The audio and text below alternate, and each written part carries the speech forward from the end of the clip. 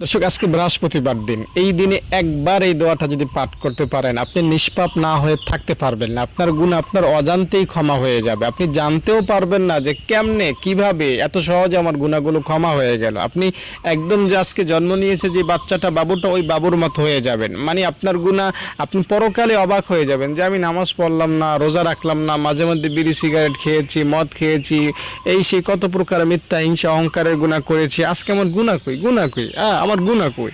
আপনি হয়রান হয়ে যাবেন, আপনার গুনাহ আপনিও খুঁজে পাবেন না। বুঝতে পেরেছেন? এটা এমন একটা পাওয়ারফুল অ্যাকশনওয়ালা দোয়া। তবে দোয়াটা আপনাকে আজকে আমলের নিয়তে, তাওবার নিয়তে, বৃহস্পতিবার মন থেকে, দিল থেকে পড়তে হবে। ঠিক আছে? দোয়াটা আমি আপনাকে একটু শর্ট করে বলছি।